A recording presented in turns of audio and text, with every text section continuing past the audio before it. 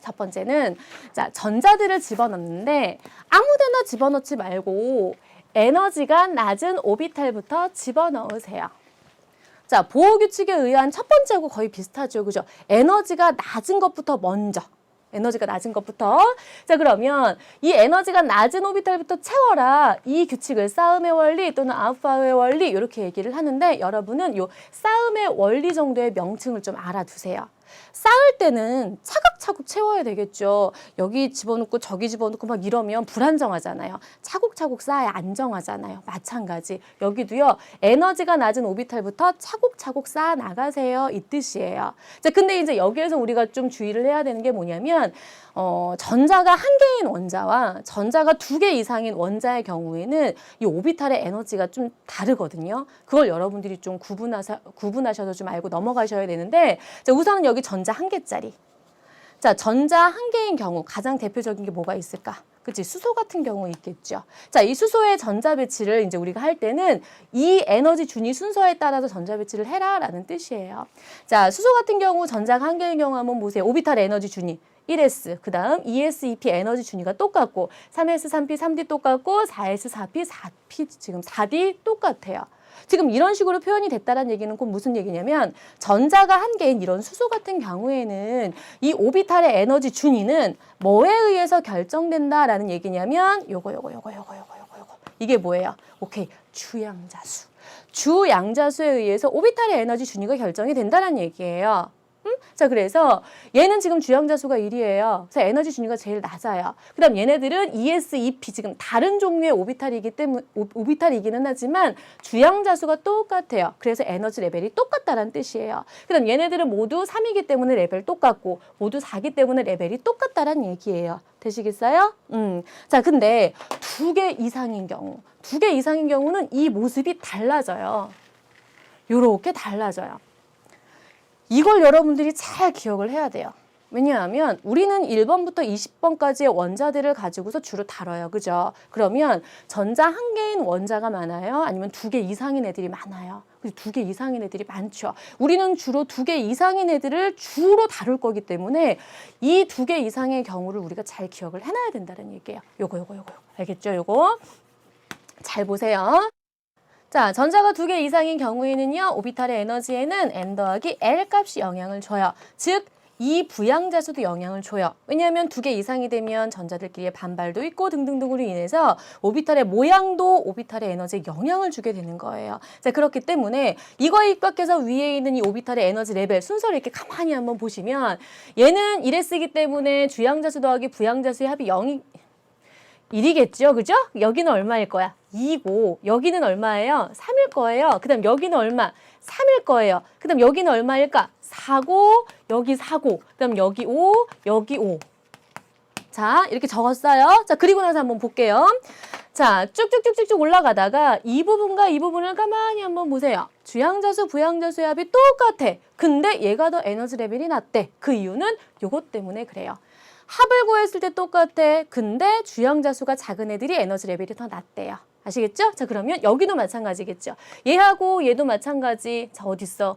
얘하고 얘. 요거하고 요 세 가지를 한번 비교해 봅시다.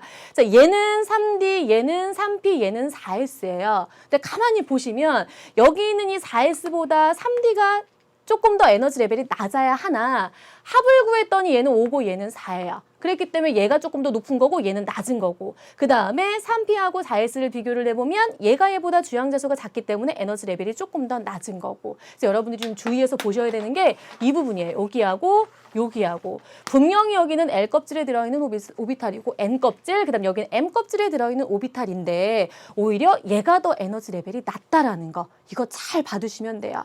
그래서 여러분들이 앞으로 이제 이 오비탈의 에너지 준위를 가지고서 전자 배치를 계속 할 거예요. 그러자면 여러분들이 어느 정도까지는 머릿속에 들어가 있어야 되냐면 이 오비탈의 에너지 준위 순서 있죠. 이 정도는 머릿속에 들어가 있어야 돼요. 우리가 항상 이 값을 구해가지고 오비탈 다 적은 다음에 이 값 구해가지고 오비탈의 에너지 레벨 적은 다음에 그 다음 전자 배치하면 시간이 너무 많이 걸리죠. 그렇기 때문에 여러분들이 이제 우리 수능 봐야 되는 사람들이니까 어느 정도까지만 여러분들이 머릿속에 집어넣으시냐면 이 1s 오비탈부터요. 한 3d 오비탈 순서 정도까지만 머릿속에 집어넣어 주세요. 자, 그래서 적어봅시다. 1s, 그 다음 2s. 순서 이거 보면서 한번 읊어보세요. 그 다음 뭐야? 2p, 그 다음 3s, 그 다음 3p. 그 다음이 3D예요? 4S예요? 오케이, 4S. 그 다음이 3D. 이렇게 나가잖아요. 그러니까 그 이상은 선생님이 여러분들이 알아두라고는 얘기는 안 할 거예요. 딱 요 정도만 알아두시면 여러분들이 수능 보는 데까지 무리가 전혀 없어요. 딱 여기까지만. 아시겠어요? 자, 그래서 1S에서부터 3D까지만 순서만 짜르르륵 여러분들이 적으실 수 있으면 돼요. 머릿속에 1S, 2S, 2P 뭐 등등등 쭉쭉쭉 나갈 수만 있으면 된다라는 거. 요것만 어렵지 않게 외울 수 있겠죠? 요것만 좀 외워주세요. 자, 그 다음 여기서 또 하나 보셔야 되는 게 뭐냐면 1S나 2S는 동그라미가 하나씩이에요. 근데 2P는 3개, 그 다음 뭐 3D는 뭐 5개 막 이렇게 그려져 있죠. 2P, 3P, 4P는 모두 3개씩. 왜 이렇게 동그라미 개수가 다를까를 생각을 해보면 그쵸. S오비탈은요, 1개가 한 세트라고 선생님 설명해 드렸죠. P오비탈은 몇 개? 3개가 한 세트예요. D오비탈은 5개가 한 세트거든요. 자, 그렇기 때문에 이렇게 동그라미를 가지고서 오비탈을 표현을 해준 거라는 거. 자, 선생님이 지금 설명해 드린 이 부분에서의 포인트는 이거예요, 이거. 이 순서에 입각해서 되시겠죠? 자, 그러면 어찌됐건 이렇게 오비탈의 어떤 에너지 레벨이 이렇게 다르기 때문에 다전자의 경우에는 자, 이를 바탕으로 해서 우리가 뭘 설명할 수가 있냐면 우리가 그 오비탈이 등장하기 전에 그 어떤 배경이 있었다라고 선생님 설명해 드렸었죠. 보호의 원자 모델 가지고 설명이 안 되는 게 크게 2가지가 있다라고 선생님이 설명해 드렸어요. 첫 번째가 뭐였냐면 그쵸. 선 스펙트럼의 어떤 불규칙성. 전자가 2개 이상인 경우에는 수소처럼 그렇게 예쁜 선 스펙트럼이 안 나왔었어요. 그거 기억나죠? 그 다음 또 하나. 분명히 선이 1개인 줄 알았었는데 좀 더 자세히 들여다보니까 선이 2개 이상인 거야. 그게 요거 가지고 설명이 된다고요. 지금 보니까 오비탈의 에너지 레벨이 다 제각각이죠. 그렇기 때문에 전이가 되는 경우가 다 제각각일 수밖에 없어요. 그렇기 때문에 선들이 이쁘지가 않고 불규칙적으로 제시가 되는 거고 1개인 줄만 알았던 선이 2개로 쪼개지는 현상, 뭐 3개로 쪼개지는 현상 이런 것도 마찬가지 이걸로 설명할 수가 있어요. 한 예로요. 요거 잠깐 볼게요. 자, 여기 이렇게 K 껍질이 있었어요. K 껍질이 있고 그 위에 이렇게 L 껍질이 있어요. 보호에 의하면 K 껍질 하나, L 껍질 하나예요. K 껍질에 있던 전자가 L 껍질로 전이가 됐다. 그러면 다시 얘는 바닥 상태로 가기 위해서 이렇게 떨어지죠.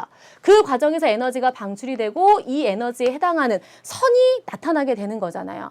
근데 우리가 여기에서 이제 이 모델에 의하면 2개 이상인 경우에는요, 이 L 껍질이 사실은 이렇게 에너지 레벨이 서로 다른 2개의 오비탈로 구성이 되어 있다는 얘기예요.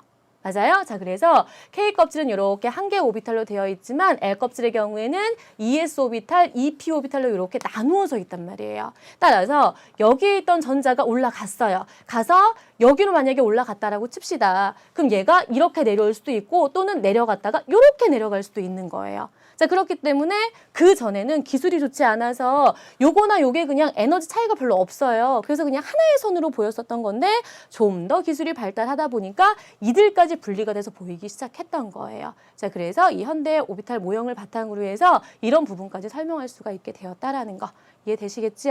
자, 그 정도를 정리를 해두시면 되겠고요.